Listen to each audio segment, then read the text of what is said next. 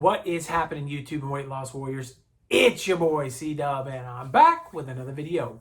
And today I want to talk about getting tired after we've eaten our OMAD meal, or really any intermittent fasting protocol. And I'm going to do it in 1 second. But before we hop into that, I just wanted to let you know that if you've never watched one of my videos, I started this channel to hook you up with tips, tricks, knowledge, and ideas that I learned along the way in my 125-pound weight loss, just to help you out on your journey. And I hope you become a subscriber and a weight loss warrior, because not only am I going to supply you with a lot of knowledge, I'm hoping that that gets the algorithm to kick up a little bit and reach more people, which will allow me to help them on their journey. And the more people that I feel like I can get in touch with, the more help I can do, and the better I'll feel about, well, my own life and my current journey, and my journey just to help other people in weight loss. So that's the reason why I want you to subscribe to this channel. I hope you consider doing so. With all of that put away, I wanted to talk about this because one of my subscribers reached out to me and said they were getting tired after eating their OMAD meal, and it's something that I can relate to a little bit. And also, I have a little bit of knowledge about. So I felt like instead of just addressing that one person in a private email, the best thing to do is to make a video about this, because I'm sure they're not the only one out there that watches my channel that has this topic. As a matter of fact, I bet a lot of you end up in a similar situation. So what it is, there's two reasons why we get tired in eating an OMAD meal, or 20 and 8 fasting protocol. And some people even feel it on the 16 and 8 protocol more than they do on a standard day of eating. And there's two different reasons. And one of them is kind of the common reason that we'll go over second. And that's the kind of the reason that everybody's going to think this video is. The first part, though, I want to talk about the kind of uncommon reason, the reason that people, well, it's actually a reason that's maybe even more potent than the other reason, but less people know about it. I'm sorry, I'm stumbling over my words for you.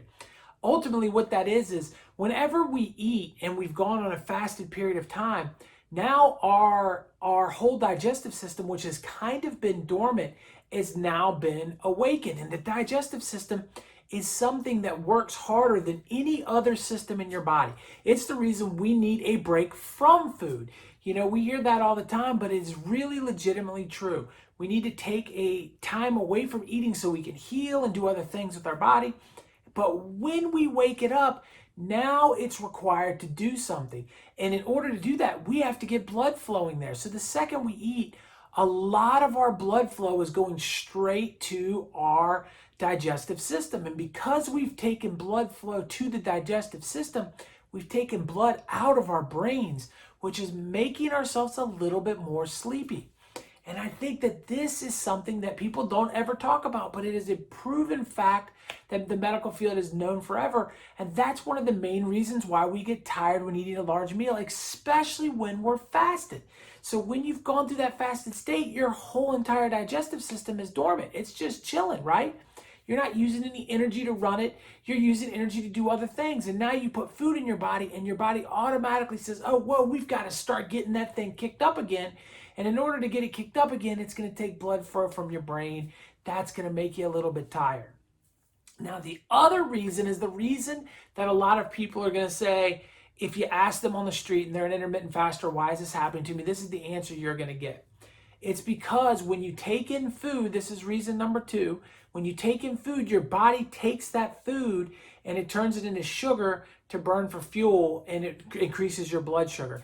And that blood sugar is a different type of energy than your standard, your body fat energy burns. It's two different types. There's glucose and then there's ketones. And so when you're burning glucose and you're going from ketones to glucose, it can make you a little sleepy too. It's switching the source of energy. And another time that you can get sleepy when intermittent fasting is at the end, after you've eaten your meal and you've burnt through that glucose that you have. It's going to get, before it switches back over to fat, it's going to make you a little sleepy too. So whenever you're switching the source of fuel that your body uses, your body does not understand. It almost is like, oh, I've run out of ketones because now glucose has been introduced and I've got to start burning this glucose off. And it kind of goes through a little bit of a slow down phase, and it makes you a little sleepy too. So those are the two main reasons. Now, I'm sure that you guys want to know, well, okay, great, you've told me why, but I don't like the way it feels, and what can I do about it? And this is going to vary depending on when your intermittent fasting schedule is set up and how it goes. You see, if I set up my intermittent fasting schedule for 6 o'clock tonight and I normally go to bed at 10, then maybe winding down and getting tired isn't the worst thing in the world for you. Maybe that's the first step in getting yourself set up and getting your circadian rhythm to allow you to sleep through the night in a good, positive way.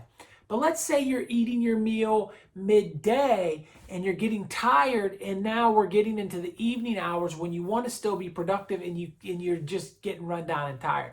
That can be an issue. And of course, if you've just gotten up and eaten your meal, that can be an issue as well, where you start to feel like, oh man, I need a nap in the middle of the day. I suggest that right after you finished your meal, the best thing for you to do is to get up and move, to not sit down and let the digestion completely take over and make the digestive signals start to work, but your body also understand that it has to have other parts working at the same time.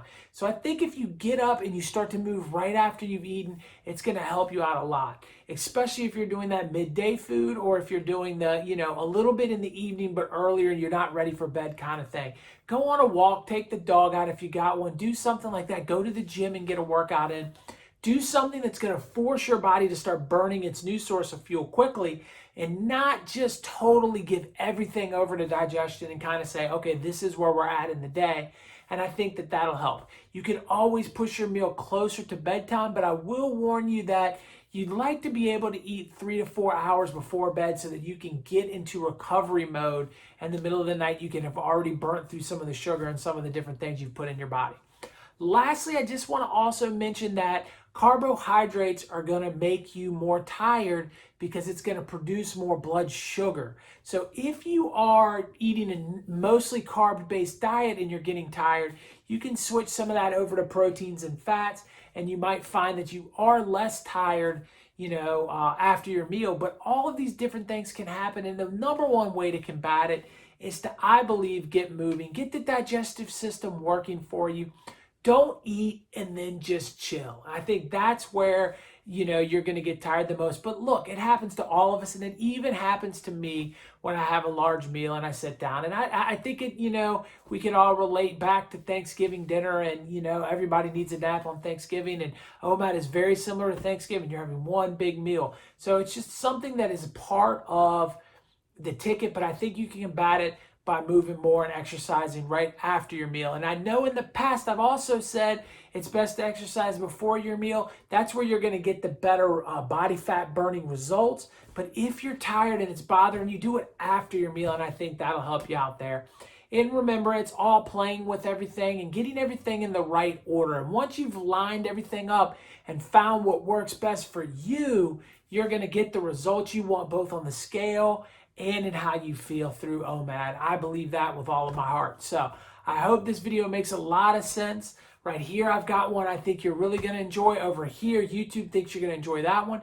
You can choose either one of those, but first click right here. It's my face, and subscribe to this channel. Become a weight loss warrior. I appreciate each and every one of you. Thank you. Talk to you on the next one. Peace.